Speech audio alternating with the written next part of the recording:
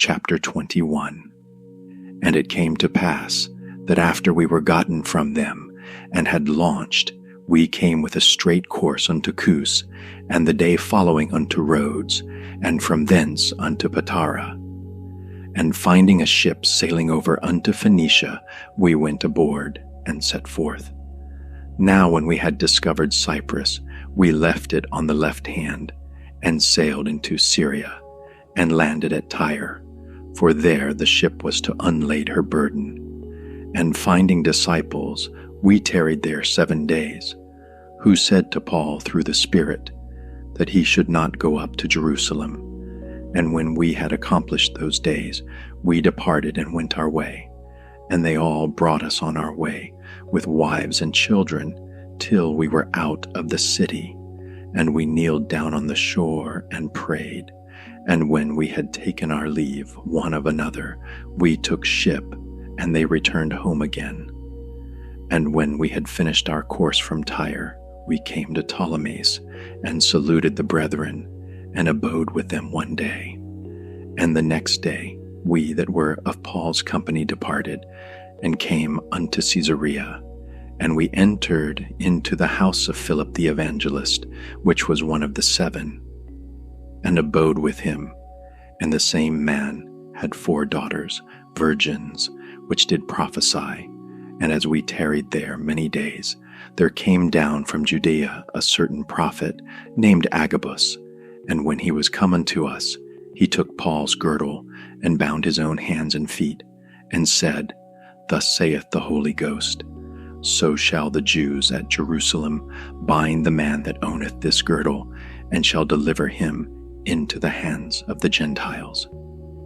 And when we heard these things, both we and they of that place besought him not to go up to Jerusalem.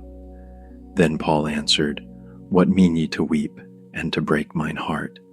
For I am ready not to be bound only, but also to die at Jerusalem for the name of the Lord Jesus. And when he would not be persuaded, we ceased, saying, The will of the Lord be done. And after those days we took up our carriages, and went up to Jerusalem. There went with us also certain of the disciples of Caesarea, and brought with them one Mnason of Cyprus, an old disciple, with whom we should lodge. And when we were come to Jerusalem, the brethren received us gladly. And the day following, Paul went in with us unto James, and all the elders were present.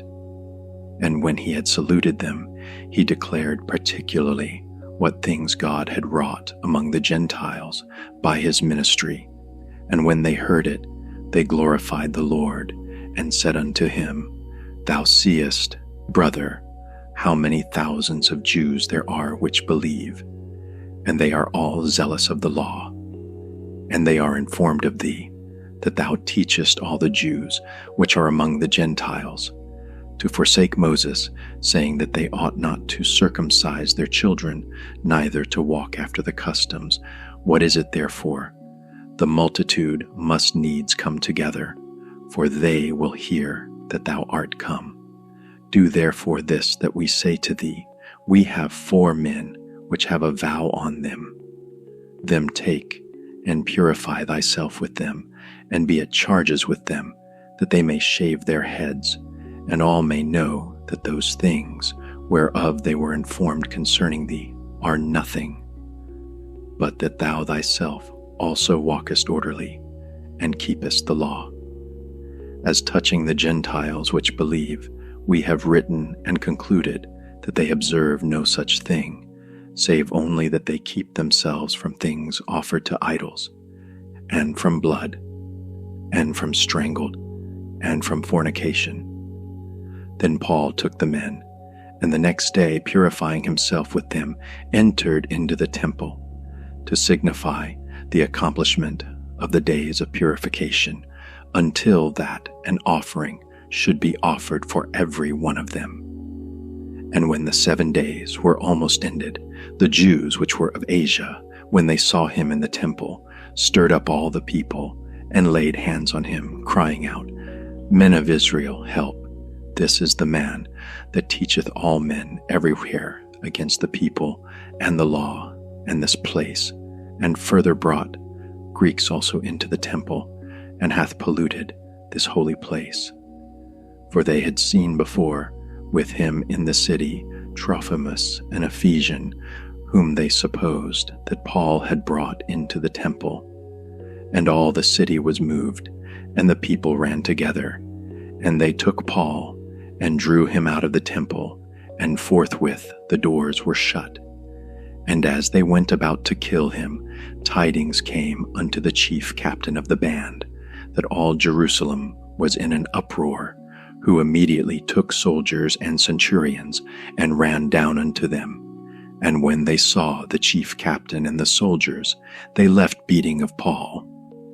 Then the chief captain came near, and took him, and commanded him to be bound with 2 chains, and demanded who he was, and what he had done.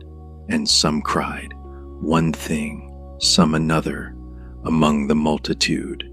And when he could not know the certainty for the tumult, he commanded him to be carried into the castle. And when he came upon the stairs, so it was, that he was borne of the soldiers for the violence of the people. For the multitude of the people followed after, crying, away with him. And as Paul was to be led into the castle, he said unto the chief captain, May I speak unto thee? Who said, Canst thou speak Greek? Art not thou that Egyptian, which before these days madest an uproar, and leadest out into the wilderness 4,000 men that were murderers? But Paul said, I am a man which am a Jew of Tarsus, a city in Cilicia, a citizen of no mean city. And I beseech thee, suffer me to speak unto the people. And when he had given him license, Paul stood on the stairs, and beckoned with the hand unto the people. And when there was made a great silence, he spake unto them in the Hebrew tongue, saying, Acts chapter 22. Men, brethren, and fathers, hear ye my defense which I make now unto you. And when they heard that he spake in the Hebrew tongue to them, they kept the more silence. And he saith, I am verily a man which am a Jew, born in Tarsus, a city in Cilicia, yet brought up in this city at the feet of Gamaliel, and taught according to the perfect manner of the law of the fathers, and was zealous toward God, as ye all are this day. And I persecuted this way unto the death, binding and delivering into prisons both men and women, as also the high priest doth bear me witness. And all the estate of the elders, from whom also I received letters unto the brethren, and went to Damascus, to bring them which were there bound unto Jerusalem for to be punished. And it came to pass that, as I made my journey, and was come nigh unto Damascus about noon, suddenly there shone from heaven a great light round about me. And I fell unto the ground, and heard a voice saying unto me, Saul, Saul, why persecutest thou me? And I answered, Who art thou, Lord? And he said unto me, I am Jesus of Nazareth, whom thou persecutest. And they that were with me saw indeed the light, and were afraid, but they heard not the voice of him that spake to me. And I said, What shall I do, Lord? And the Lord said unto me, Arise, and go into Damascus, and there it shall be told thee of all things which are appointed for thee to do. And when I could not see for the glory of that light, being led by the hand of them that were with me, I came into Damascus. And one Ananias, a devout man according to the law, having a good report of all the Jews which dwelt there, came unto me, and stood, and said unto me, Brother Saul, receive thy sight. And the same hour I looked up upon him. And he said, The God of our fathers hath chosen thee, that thou shouldest know his will, and see the just one, and shouldest hear the voice of his mouth. For thou shalt be his witness unto all men of what thou hast seen and heard. And now why tarriest thou? Arise, and be baptized, and wash away thy sins, calling on the name of the Lord. And it came to pass that when I was come again to Jerusalem, even while I prayed in the temple, I was in a trance, and saw him saying unto me, Make haste, and get thee quickly out of Jerusalem, for they will not receive thy testimony concerning me. And I said, Lord, they know that I imprisoned and beat in every synagogue them that believed on thee. And when the blood of thy martyr Stephen was shed, I also was standing by, and consenting unto his death, and kept the raiment of them that slew him. And he said unto me, Depart, for I will send thee far hence unto the Gentiles. And they gave him audience unto this word, and then lifted up their voices, and said, Away with such a fellow from the earth, for it is not fit that he should live. And as they cried out, and cast off their clothes, and threw dust into the air, the chief captain commanded him to be brought into the castle, and bade that he should be examined by scourging, that he might know wherefore they cried so against him. And as they bound him with thongs, Paul said unto the centurion that stood by, Is it lawful for you to scourge a man that is a Roman and uncondemned? When the centurion heard that, he went and told the chief captain, saying, Take heed what thou doest, for this man is a Roman. Then the chief captain came and said unto him, Tell me, art thou a Roman? He said, Yea. And the chief captain answered, With a great sum obtained I this freedom. And Paul said, But I was free born. Then straightway they departed from him, which should have examined him. And the chief captain also was afraid, after he knew that he was a Roman, and because he had bound him. On the morrow, because he would have known the certainty wherefore he was accused of the Jews, he loosed him from his bands, and commanded the chief priests and all their council to appear, and brought Paul down, and set him before them. Acts chapter 23. And Paul, earnestly beholding the council, said, Men and brethren, I have lived in all good conscience before God until this day. And the high priest Ananias commanded them that stood by him to smite him on the mouth. Then said Paul unto him, God shall smite thee, thou whited wall. For sittiest thou to judge me after the law, and commandest me to be smitten, contrary to the law. And they that stood by said, Revilest thou God's high priest? Then said Paul, I wist not, brethren, that he was the high priest, for it is written, Thou shalt not speak evil of the ruler of thy people. But when Paul perceived that the one part were Sadducees and the other Pharisees, he cried out in the council, Men and brethren, I am a Pharisee, the son of a Pharisee. Of the hope and resurrection of the dead I am called in question. And when he had so said, there arose a dissension between the Pharisees and the Sadducees. And the multitude was divided. For the Sadducees say that there is no resurrection, neither angel nor spirit, but the Pharisees confess both. And there arose a great cry. And the scribes that were of the Pharisees' part arose, and strove, saying, We find no evil in this man, but if a spirit or an angel hath spoken to him, let us not fight against God. And when there arose a great dissension, the chief captain, fearing lest Paul should have been pulled in pieces of them, commanded the soldiers to go down, and to take him by force from among them, and to bring him into the castle.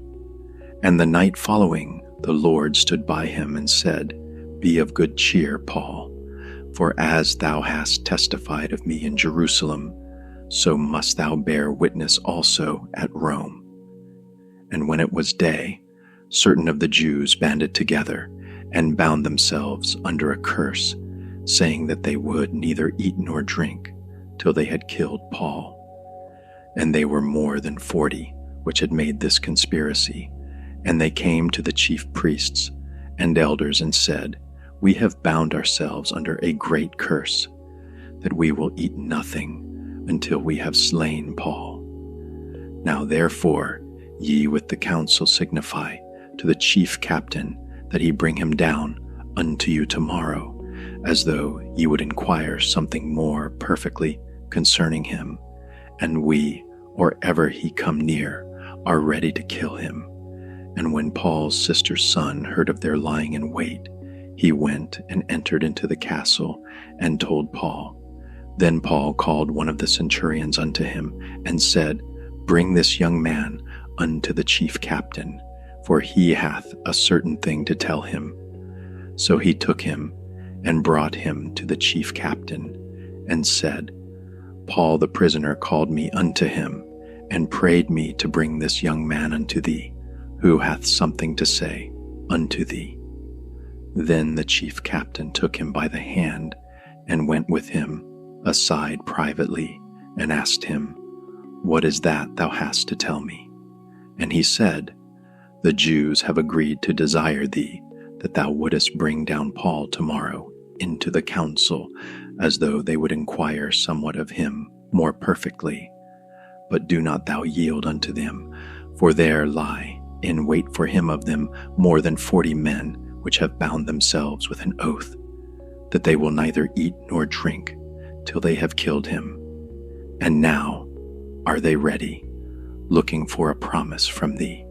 So the chief captain then let the young man depart, and charged him, See thou tell no man that thou hast showed these things to me. And he called unto him 2 centurions, saying, Make ready 200 soldiers to go to Caesarea, and horsemen 70, and spearmen 200 at the 3rd hour of the night, and provide them beasts, that they may set Paul on, and bring him safe unto Felix the governor. And he wrote a letter after this manner: Claudius Lysias, unto the most excellent governor, Felix sendeth greeting. This man was taken of the Jews, and should have been killed of them. Then came I with an army, and rescued him, having understood that he was a Roman. And when I would have known the cause wherefore they accused him, I brought him forth into their council, whom I perceived to be accused of questions of their law, but to have nothing laid to his charge worthy of death or of bonds. And when it was told me how that the Jews laid wait for the man, I sent straightway to thee, and gave commandment to his accusers also to say before thee what they had against him. Farewell. Then the soldiers, as it was commanded them, took Paul, and brought him by night to Antipatris. On the morrow they left the horsemen to go with him, and returned to the castle, who, when they came to Caesarea, and delivered the epistle to the governor, presented Paul also before him. And when the governor had read the letter, he asked of what province he was. And when he understood that he was of Cilicia, I will hear thee, said he, when thine accusers are also come. And he commanded him to be kept in Herod's judgment hall. Acts chapter 24. And after 5 days Ananias the high priest descended with the elders, and with a certain orator named Tertullus, who informed the governor against Paul. And when he was called forth, Tertullus began to accuse him, saying, Seeing that by thee we enjoy great quietness, and that very worthy deeds are done unto this nation, by thy providence we accept it always, and in all places, most noble Felix, with all thankfulness. Notwithstanding that I be not further tedious unto thee, I pray thee that thou wouldest hear us of thy clemency a few words, for we have found this man a pestilent fellow, and a mover of sedition among all the Jews throughout the world, and a ringleader of the sect of the Nazarenes, who also hath gone about to profane the temple, whom we took and would have judged according to our law. But the chief Captain Lysias came upon us, and with great violence took him away out of our hands, commanding his accusers to come unto thee, by examining of whom thyself mayest take knowledge of all these things, whereof we accuse him. And the Jews also assented, saying that these things were so. Then Paul, after that the governor had beckoned unto him to speak, answered, Forasmuch as I know that thou hast been of many years a judge unto this nation, I do the more cheerfully answer for myself, because that thou mayest understand that there are yet but 12 days since I went up to Jerusalem for to worship. And they neither found me in the temple disputing with any man, neither raising up the people, neither in the synagogues, nor in the city, neither can they prove the things whereof they now accuse me. But this I confess unto thee, that after the way which they call heresy, so worship I the God of my fathers, believing all things which are written in the law and in the prophets, and have hope toward God, which they themselves also allow, that there shall be a resurrection of the dead, both of the just and unjust. And herein do I exercise myself, to have always a conscience void of offense toward God and toward men. Now after many years I came to bring alms to my nation and offerings, whereupon certain Jews from Asia found me purified in the temple, neither with multitude nor with tumult, who ought to have been here before thee, and object, if they had aught against me. Or else let these same here say, if they have found any evil doing in me, while I stood before the council, except it be for this one voice, that I cried, standing among them, touching the resurrection of the dead, I am called in question by you this day. And when Felix heard these things, having more perfect knowledge of that way, he deferred them, and said, When Lysias, the chief captain, shall come down, I will know the uttermost of your matter. And he commanded a centurion to keep Paul, and to let him have liberty, and that he should forbid none of his acquaintance to minister or come unto him. And after certain days, when Felix came with his wife Drusilla, which was a Jewess, he sent for Paul, and heard him concerning the faith in Christ. And as he reasoned of righteousness, temperance, and judgment to come, Felix trembled, and answered, Go thy way for this time. When I have a convenient season, I will call for thee. He hoped also that money should have been given him of Paul, that he might loose him, wherefore he sent for him the oftener, and communed with him. But after 2 years Porcius Festus came into Felix's room, and Felix, willing to show the Jews a pleasure, left Paul bound.